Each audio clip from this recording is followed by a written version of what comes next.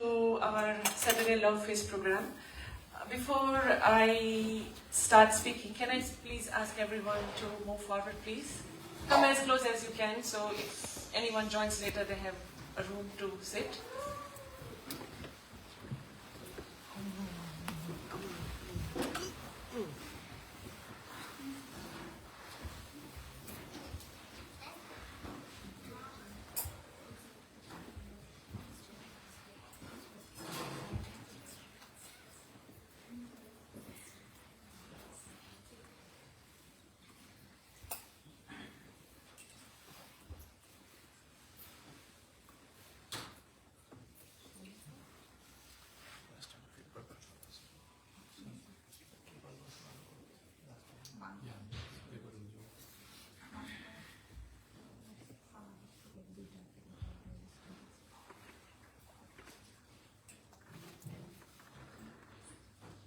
Okay.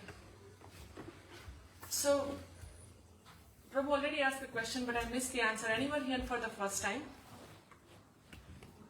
Welcome, Mataji. Welcome, Prabhu. Those who are coming again and again, we are grateful to you as well, because your reputation coming to the temple brings lots of enthusiasm in the devotees serving here. So we welcome all of you. So I want to ask you a question here. What's the purpose of you coming to the temple? Maybe that's a very good purpose, Mataji.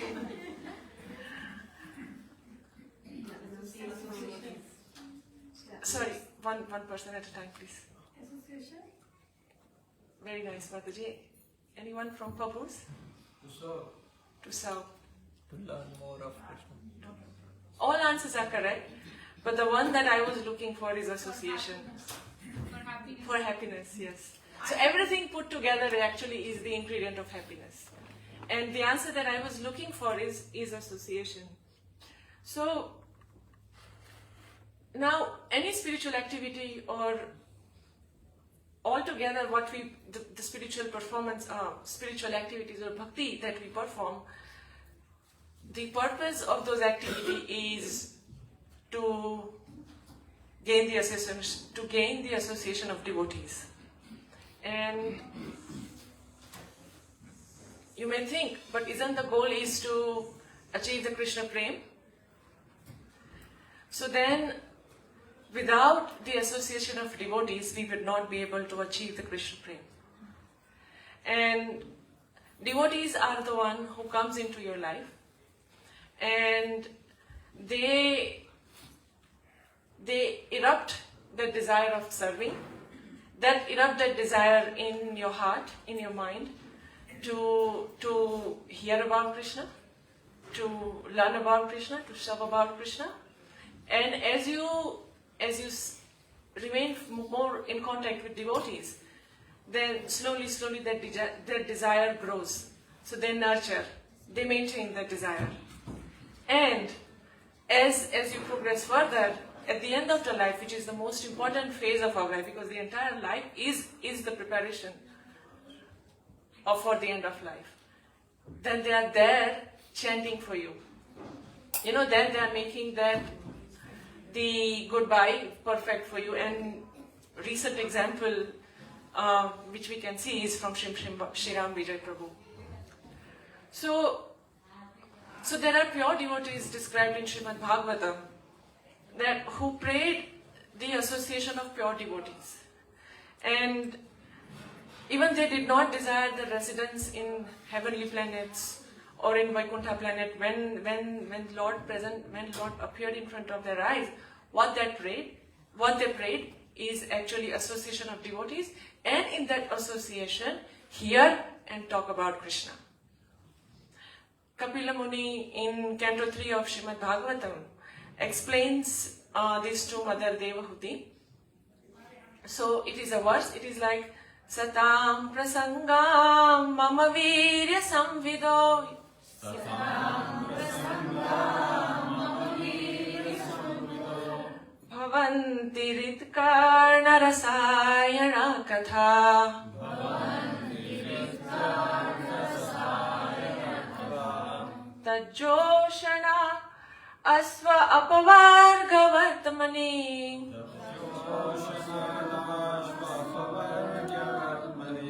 Shraddharatir bhaktirano kramashyati.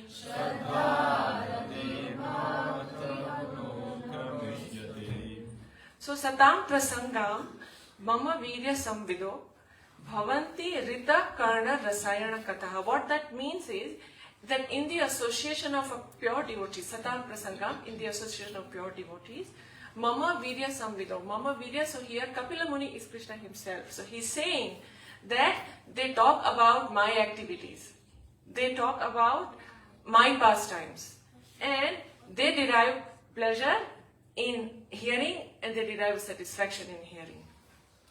And then he also says further, the third line of the verse is that tajjo joshanat ashva apavarga vartamani shraddha ratir bhakti anukramishati. That means by doing that, they slowly develop firm faith, then attraction, and then complete attachment to the Lord. So that is the power of association. Now we will think, Mataji, you're talking about association, about mercy. So it is coming slowly. Another example in the scripture is Prithu Maharaj. Prithu Maharaj, you know Prithu Maharaj, when Lord appeared in front of Prithu Maharaj, what did Prithu Maharaj ask? Prithu Maharaj asked for 10 million years. And when he was asked for the purpose of 10 million years, it's like, I want to hear about Lord. So then the question was asked, but you are present in the assembly and 2 years are sufficient for that. Why do you want 10 million years for that? And Prithu Maharaj in a response says that wherever there is a Krishna Katha happening, I want to be present and I want to present there. So let's pause here, then just meditate on this point, that we are here in a Burbank sitting and discussing the topics of Krishna. But then think of Australia, think of the entire world, then the universe, and there are so many universes like that, and beyond universes there is Vaikuntha planet, and all these places Krishna Katha at some place, at some point, continuously being described. And Prithu Maharaj wanted to be present at all those places. Such a desire to aspire for. When I heard, I was like, oh, such a desire to aspire for.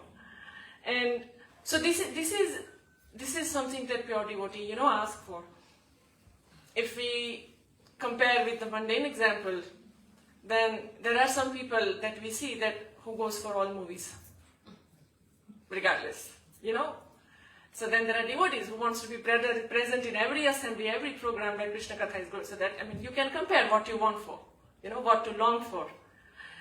So then what that means is that derives a point that soul's very nature is to hear about Krishna. Soul's very nature, he feels happy when the Krishna's topic are being discussed, Krishna's topic are being described. And then, of course, when I'm saying Krishna's topic are being described, also in the association of devotees. So then Krishna says in Bhagavad Gita Chatushloki that mat chittagata mata prana bodhayanta paraspara kathayanshastamam nityam tushyanti taramanchita. So my devotee, mat chittagata mata prana, my devotees, their thoughts dwell in me, so they think about me, they derive, I am their life, and they derive great pleasure and satisfaction in discussing my topics. Then in next verse, Krishna says again, Tesham satata yuktanam bhajatam priti purvakam dadami buddhi yogam tam yena mam upayantite. Tesham satata yuktanam. So those devotees who are always thinking about me.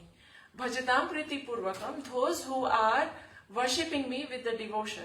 To them, I give the intelligence by which they come to me. And in the next verse, again, so third verse of the last verse of the Chatushloki, Krishna says, Tesham evanukam partham aham agnana jantamaha nashayami atma bhavasto gnana deepena bhasvataha.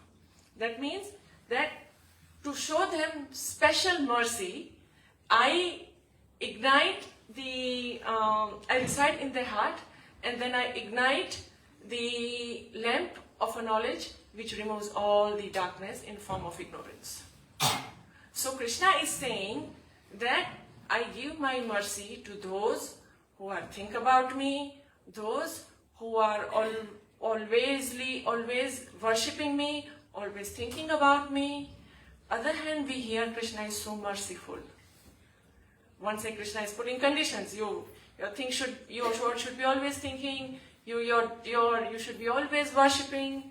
And then we are saying Krishna is merciful. So, and then practically if we think, so that any activity that we perform, material or spiritual, doesn't matter. Can we perform without Krishna's mercy? As simple as drinking water. Rasoham apsupanteya. We can't even drink. Right? Forget about drinking the water. Can we digest our own? Aham vaishva naro bhutva. So any activity we cannot do without Krishna's mercy. So then why Krishna is putting those conditions? Machit matagata prana and tesham satata yuktanam and all that. So then, before I actually discuss further, I want to ask you, what do you understand by mercy? And it doesn't have to be, intellectual definition, just simple, what is your understanding about mercy? Any? Taste for Krishna. Okay. Mataji? Gratitude? Experiencing this now, being here and listening to you. Okay. Take Krishna out of mercy. Making things easy. Yes. Sorry? A favor. A favor. Nice. Prabhu? Permission. Permission. All these answers are somewhat relevant. Whatever happens, everything. Whatever Good, bad. happens is mercy. Yeah, that's why we are leading Prabhu. Okay, so the material, or we can say dictionary definition of mercy is a compassion or a forgiveness shown towards someone who is or someone who is about to punish, or who are about to feel somehow, and then they are given some favor. So that is the material definition, or in a material sense it is mercy. Another way we can understand it, that when we get some benefit or some big advantage, even that we are not eligible for, then we can identify that as a mercy. For example, I'm looking for a job for a long time, and by some good person's or good devotee or good person's references, I get a very nice job. My feeling would be, oh, by the mercy of this person, I got the job. Or same, if I'm going to buy something, house, and real estate agent somehow is relevant or found someone, and because of that I got a very good discount, or very good price. So because of so and so mercy, I got this much benefit. So basically, when we talk about mercy in a material sense, we connect it with the material gain, or the mercy as Mataji said, as a favor, that or someone is going to get punished, but because of that mercy, that person is saved from a harsh punishment. So we connect mercy in that sense. But in spirituality, as Prabhu was saying in the beginning, that spirituality, the key ingredient is mercy. 99% is mercy, 1% is perspiration. And why is that? Because in spirituality, the goal is very high. The goal is to achieve Krishna Prem, and which is not easily available anywhere in the market.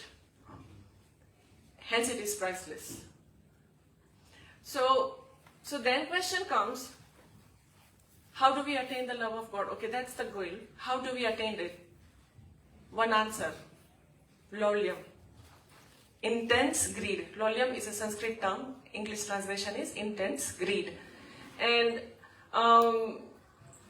So in order to become a doctor, one has to study medicine. In order to get into medicine, one has to achieve such a high percentage, pass so many exams, then you can get into then you can take an admission into medicine, into university. Similarly, lolium is the need to attain the God, to attain the mercy. Now, to attain the love of the God, not mercy. Lolium. Srila Rupa Goswami in his Padyavali says that Krishna Bhakti Rasa Bhavitaha Kritam Yadi Kutopi Labhyate Tatra Laulyam Api Mulyam Ekalam Janma Koti Na Sukruti Labhyate.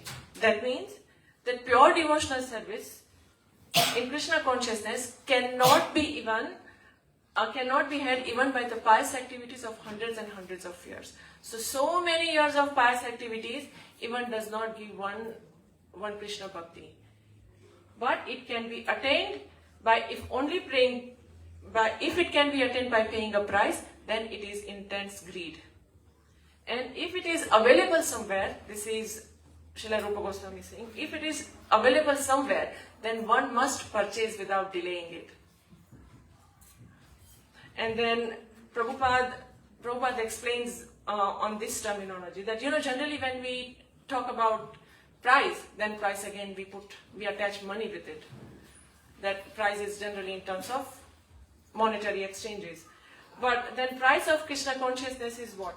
It is different. Price for Krishna consciousness here, as Rupa Goswami says, is intense greed. And hence, we must be very, very, very, very eager to see the lotus feet of Lord. And how do we see the lotus feet of Lord? How do we see the lotus feet of Lord? To show the eagerness to serve. To show the eagerness of serve, so by service. This is Srila Prabhupada's explanation on this verse. So to attain the love of God, we need lolium. How do we attain the lolium? And then the answer is, we need mercy. So it feels like we are going round in circles, but no. When we conclude it, I'll finish the linear chain. What is the English meaning of lolium? Intense greed.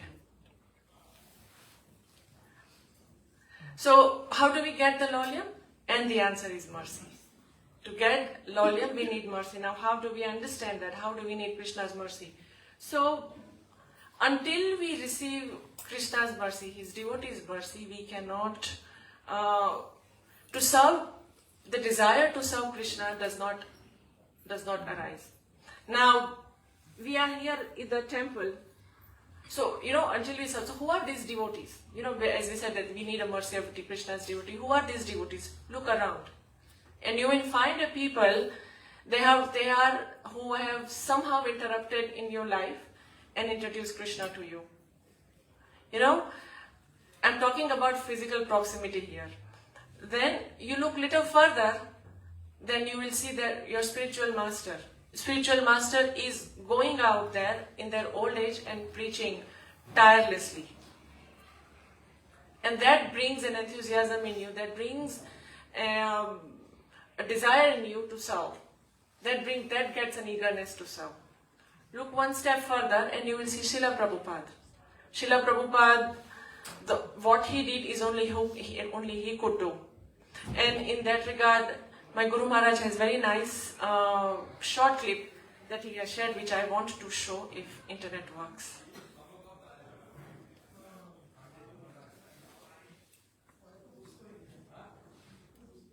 Internet is not connected. Not connected? How do you know, Prabhu? Hotspot. I connected with my hotspot. Where is my phone? If it works, otherwise.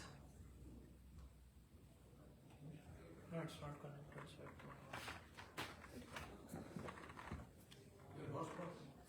I've connected it.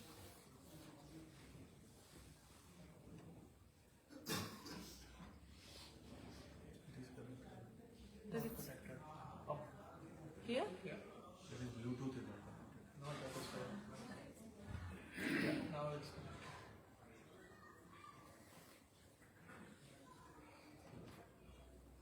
This link's open. Control and press. Control and press. Hmm? Control and press. You need to get out of the state, right? Yes, but That's control, yeah.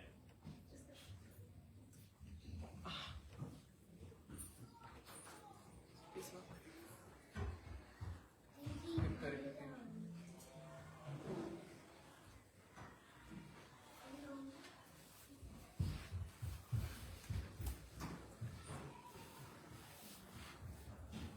Can you hear me? It says, it's like bell metal can be changed to gold by a chemical process. So someone who has the training and diksha from a pure Vaishnava devotee of the Lord, he can become Brahmana, he can be more than Brahmana, he can be Vaishnava. The transformation was so quick in the heart of Pigpen, it just created so much faith in all of us in the process of Krishna consciousness and Prabhupada's mercy. Prabhupada transformed that boy, just rubbing his head, it's all right, boy, it's all right, my boy. Hare Krishna, all right. What Prabhupada gave that boy during those 20 seconds, who can understand? He reached it, and grabbed his feet. He was holding on to Prabhupada's feet in the temple room, like this. So then, Pigpen became a big Bhuktasubir. Speech cleared up, and he started talking nicely. He started giving classes, then eventually he took initiation. Govinda Jaya Jaya Gopal.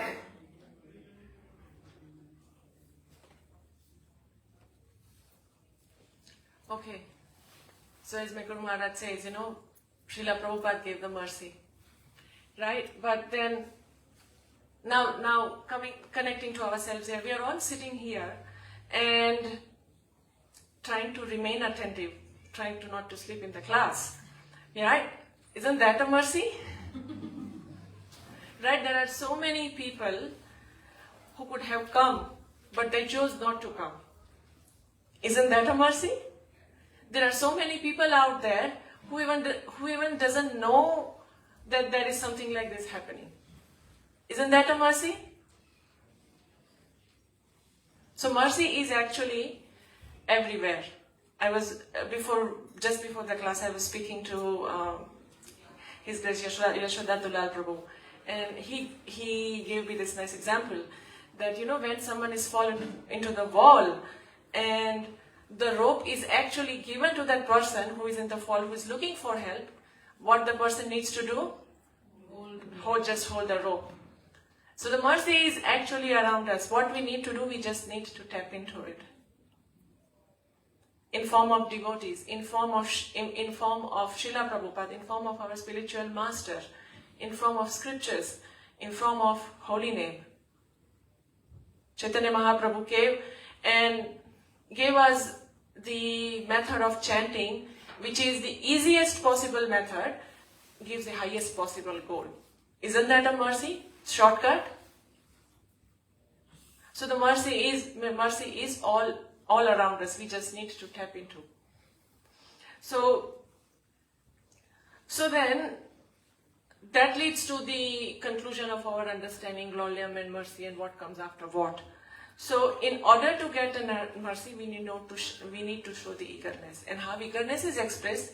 By actually doing physical performance service. Physical service. So sadhana and service leads to lowliness. Lowliness leads to mercy. And mercy, by performing these two slowly for many years, depending upon the intensity, slowly we achieve Krishna Prem. So, and when we talk about mercy, then we cannot not talk about Damodar Leela.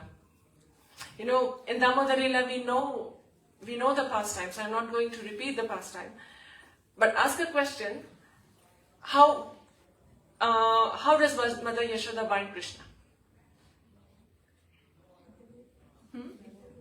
With the rope?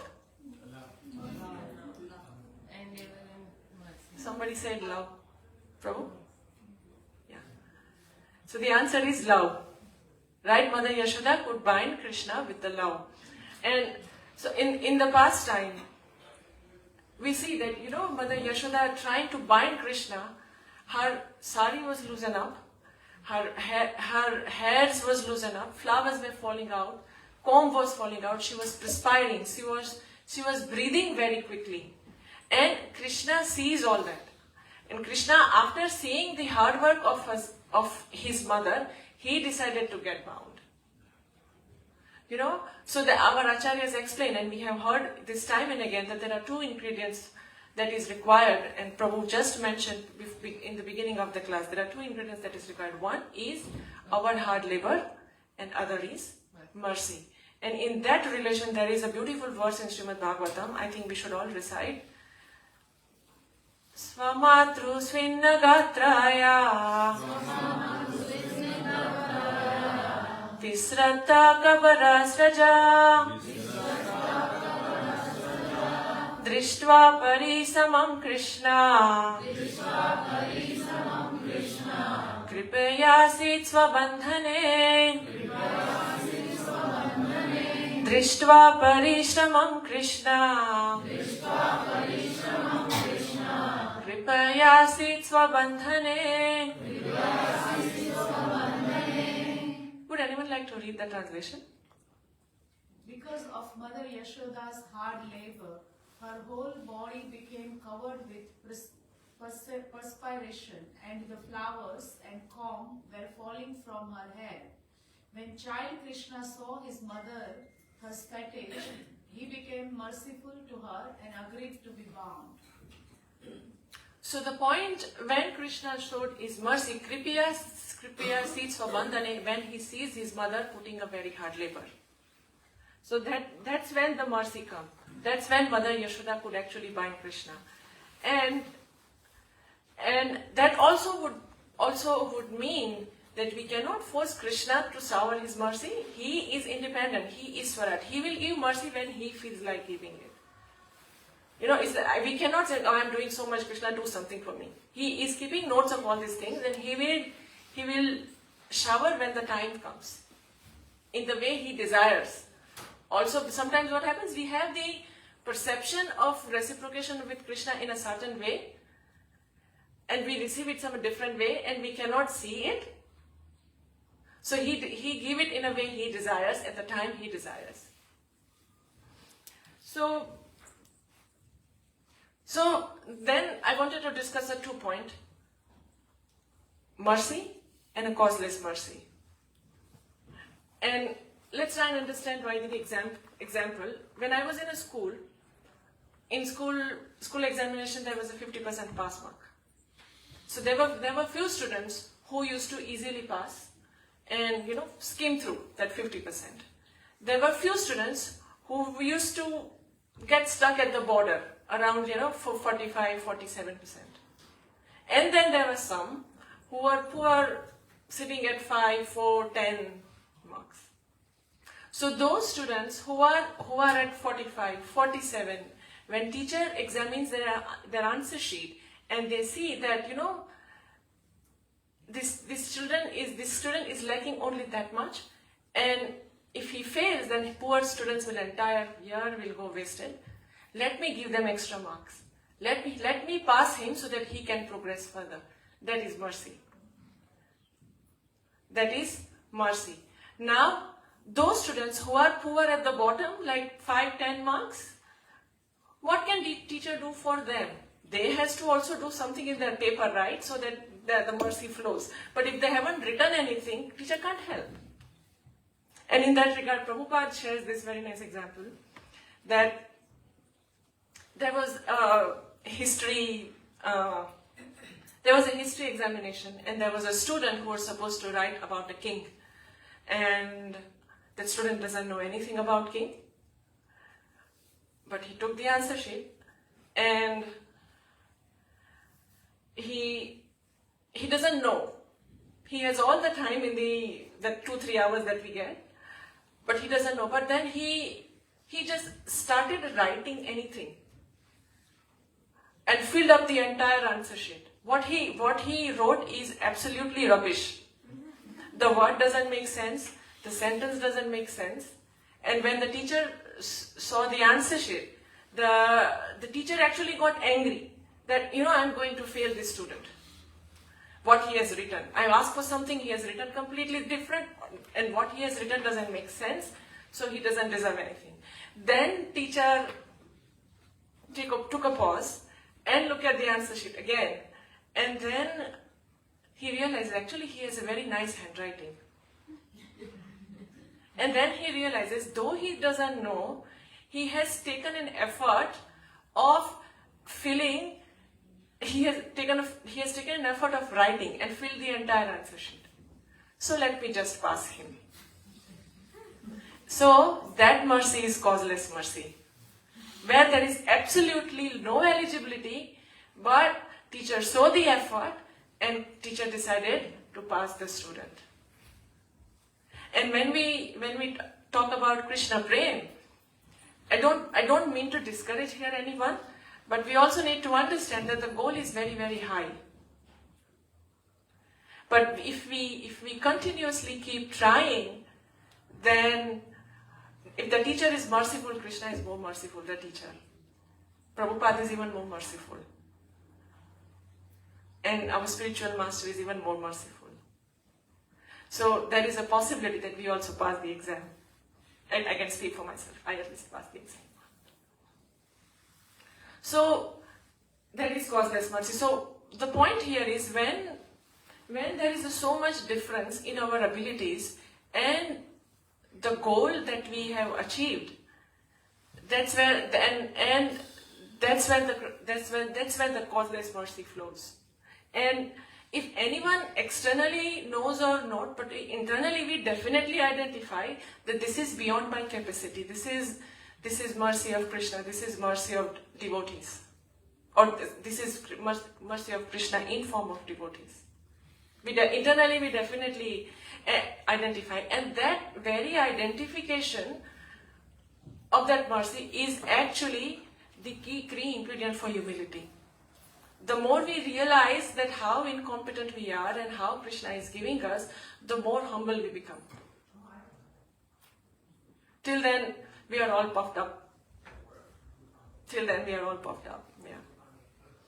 So, yes, so we understand that mercy.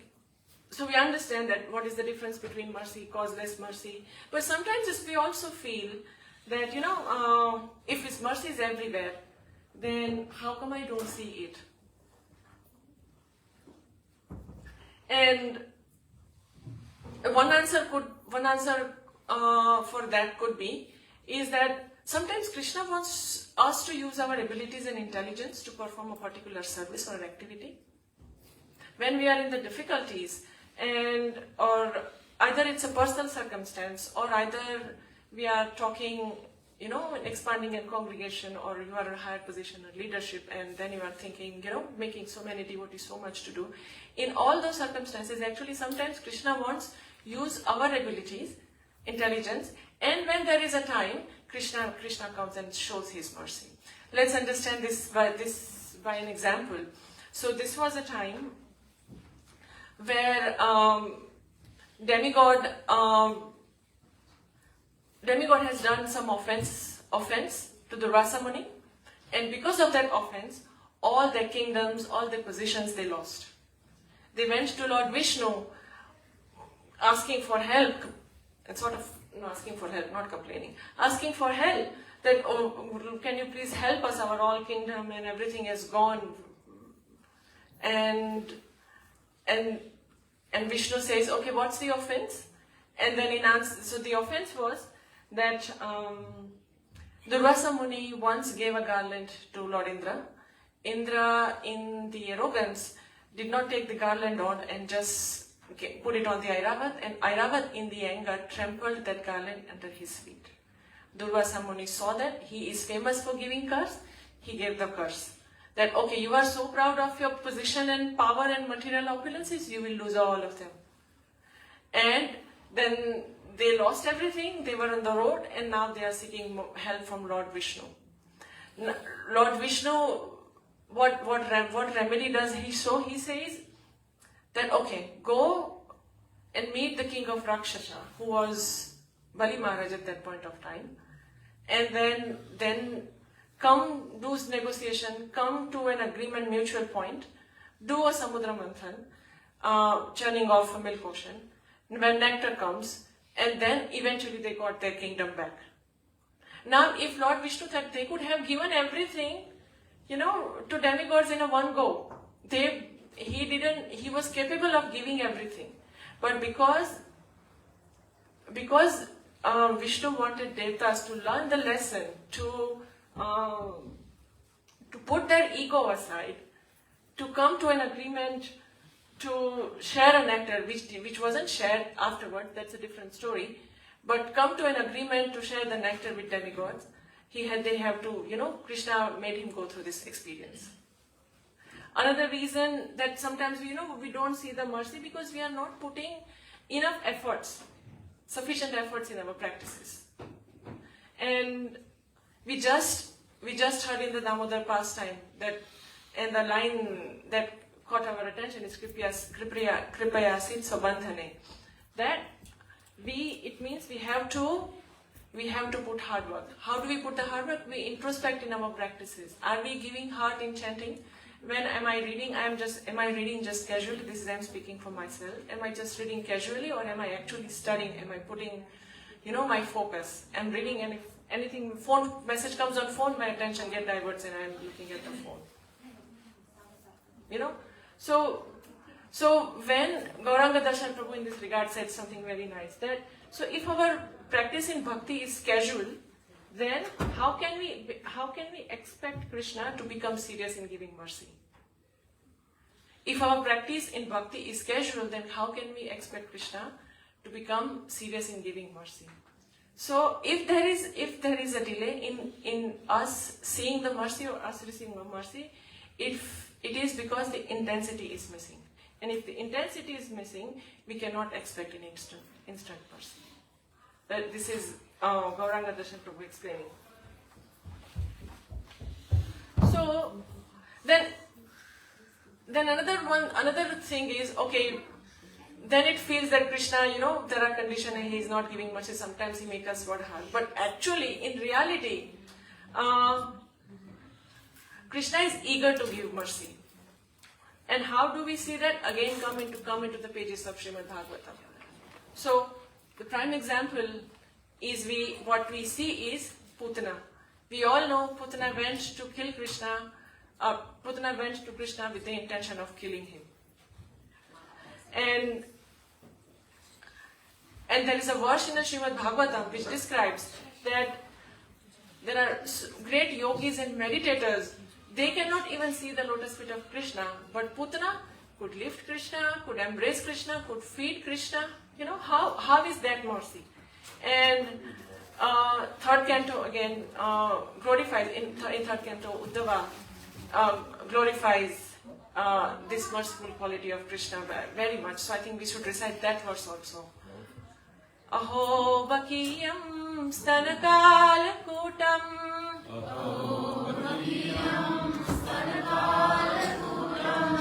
Jimhasayapaya yadapya sadvi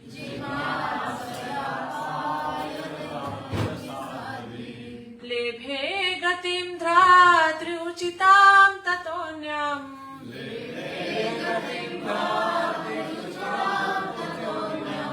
Kamba dayalum sharanam rajema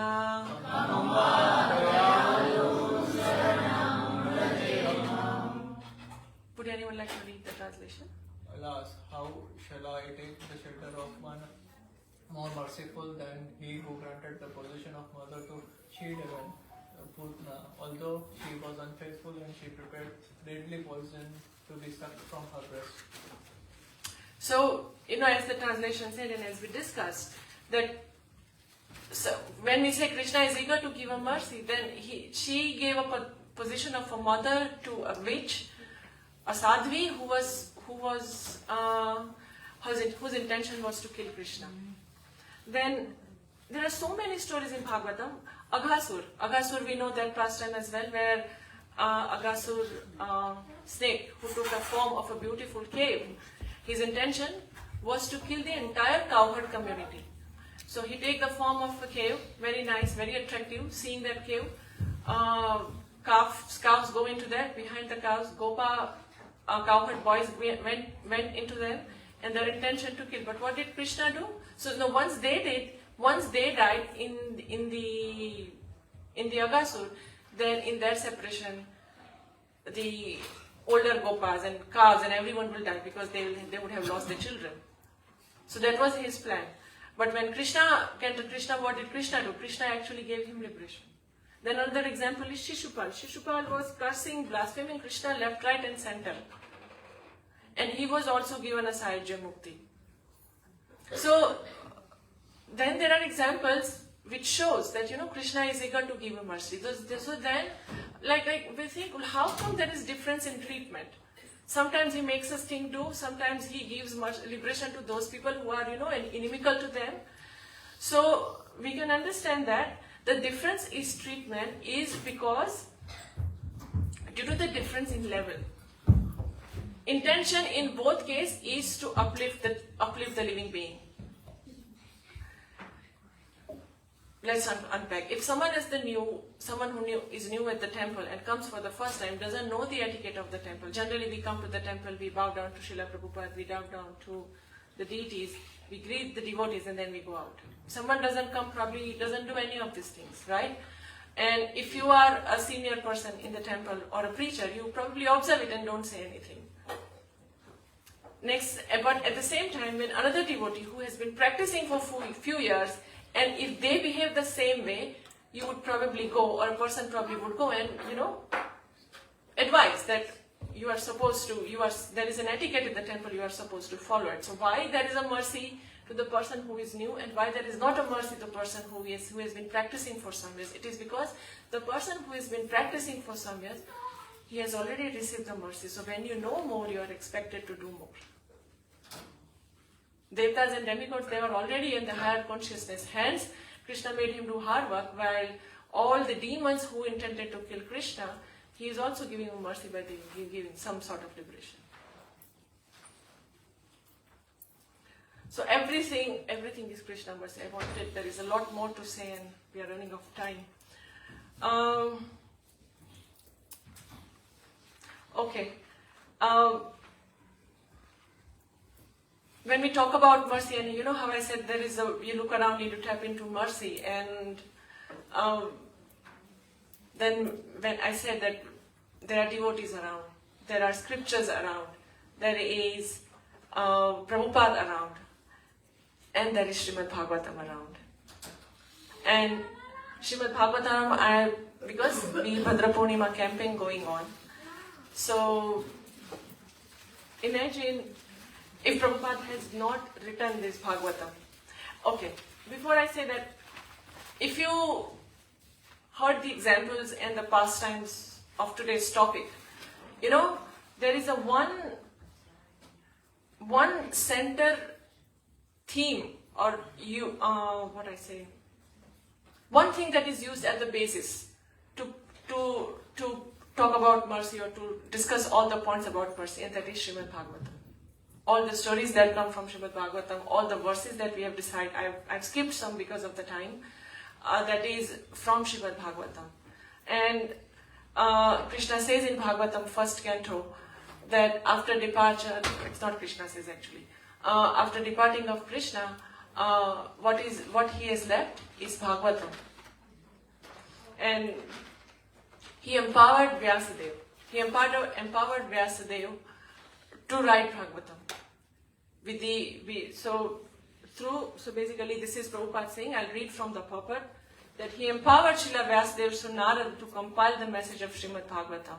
So thus, both Bhagavad Gita and Srimad Bhagavatam are like the torch bearers for the blind people of this age.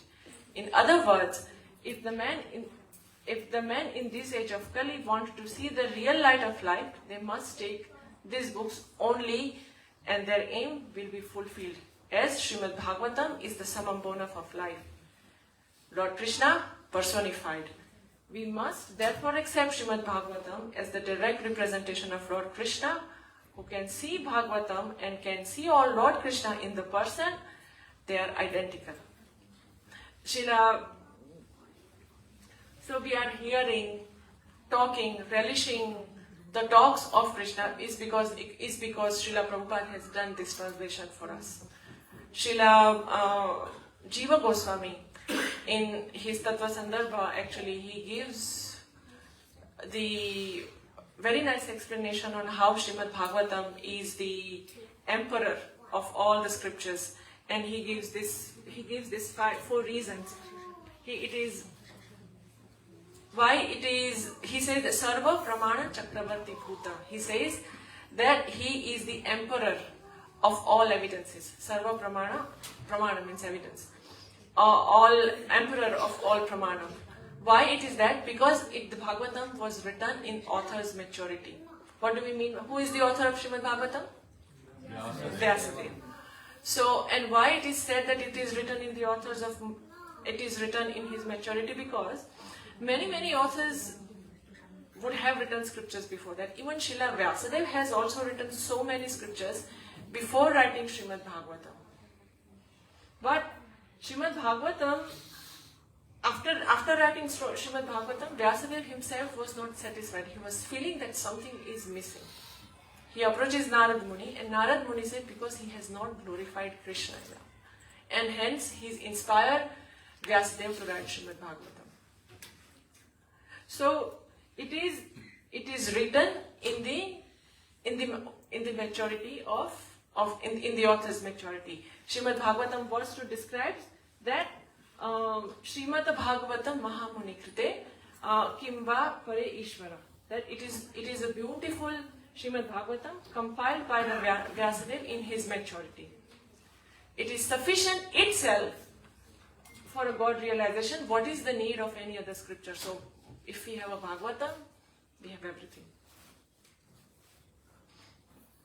Another reason that Srila Jiva Goswami describes is because it was spoken at the time of listeners' urgency. Now, who was it was spoken to? Parikshit Maharaj, who was about to die in 7 days. Now, if someone is going to die in 7 days, would he waste his time in doing anything that is not essential? He would go straight to the point that is extremely urgent or extremely essential. So that means the topics of Srimad Bhagavatam, they are described at the listeners of that are described at the urgency of the listener's urgency. That means they are most essential topic. Another thing Srimad Bhagavatam is another point that Jiva Goswami says about Srimad Bhagavatam, that it explains the speaker's task. Now, who when the Bhagavatam began, who was speaking Srimad Bhagavatam? Sutta Goswami. And Sutta Goswami was speaking Bhagavatam because he was asked a question by sages of Naimisharanya. Shisharadi Giri Govardhan Dhari ki Jai. He was asked a question by sages of Naimisharanya that what is the good for all the living entities at all the times. So when Sutta Goswami answered in the form of Srimad Bhagavatam, because it is good for all living beings at all the time. And the last reason, or the last point that Jiva Goswami makes, that it is the way it has been described. So literature's methodology. So generally there are scriptures described, and Jiva Goswami mentions it.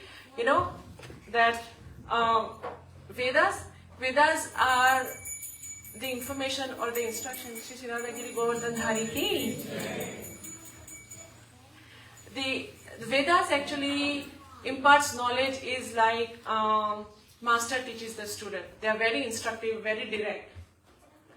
Then there are Puranas. They give the instruction, they teach is like in a friendly manner. So they basically means they are kind, sometimes they are soft.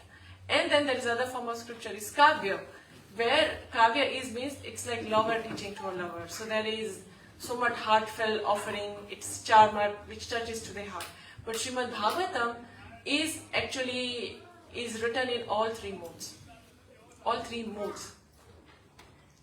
And because of that, Srimad Bhagavatam is very relishable.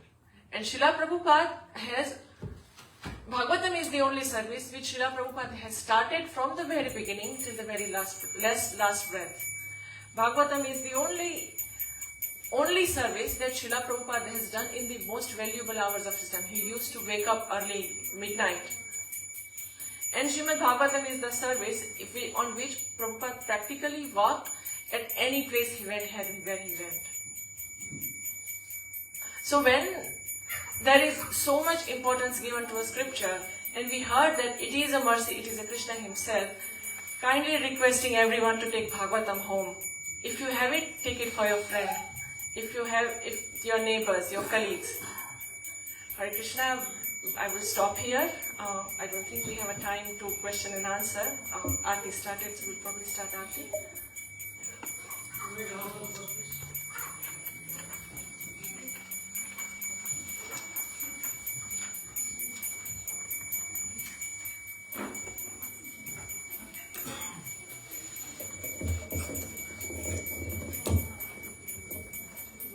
Hare Krishna, everyone. So thank you everyone for coming. It was a wonderful class. So please give a big Haribol to Mataji. Some announcements. We have tomorrow the Bhagavatam class in the morning.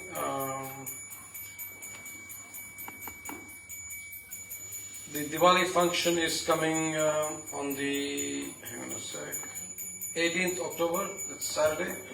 The posters are up. Shubha, where are you? Posters are up. The posters are up. We are also going to post on our platforms. So please stay tuned. 18th October is Saturday. This program starts at 5 o'clock. 5 o'clock, yes. Also next week we have His Grace Devakinandan Prabhu coming, and we are having programs at Virat Prabhu's house. So everyone is invited. Please RSVP Prabhu so that proper arrangements can be made. The funeral for His Grace Madhumangal Prabhu is on Monday at 12:30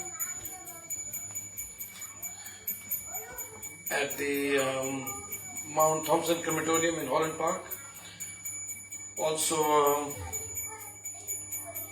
as when you entered, you saw the board for Madhava's rock band. I'm just juggling, please forgive me for that. We're having a wonderful program, Madhava's rock band, on the 28th of September, which is Sunday, from 3:30 onwards at the Croatian Club. So I'm sure everyone knows Madhava's rock band. They're from Vrindavan. Wonderful, band, spiritual band. Especially the children would love them. So 3:30, the tickets are available on Try Booking or also on Facebook. So you can go on Facebook, and any more details, Ramesh Prabhu can also answer questions. Ramesh Prabhu, yes, please raise your hand. Yes. So 28th September, Sunday, 3:30 onwards at the Croatian Club in Rockley. Any other announcements? And of course, Bhagavatam sets are available for sale, for gifting, for anything. What's the price? 250 a special price. Normally it's 280, but because the campaign is going on, it's 250. And it is spoken for the welfare for everyone, for every time. So if you want to do welfare for yourself or for others, please get a set from us. And now we can rise for the Aarti. And yes, tomorrow also Kirtan for Madhumangal Prabhu from 4:30 in the evening. So please come, and we can gather tomorrow to honor His Grace Madhumangal Prabhu. Of course, tomorrow is 4:30 Mangal Aarti in the morning. So it would be nice if devotees can come. Hare Krishna. Okay, Karthik also is coming, so stay tuned. More information will be available. Karthik starts from 5th October. Yeah. 5th October. Yeah, the 6th November. 6th November, from 5th October to 6th November. So we'll also contact you for those programs. You can again invite Krishna as Damodar at your homes. Hare Krishna.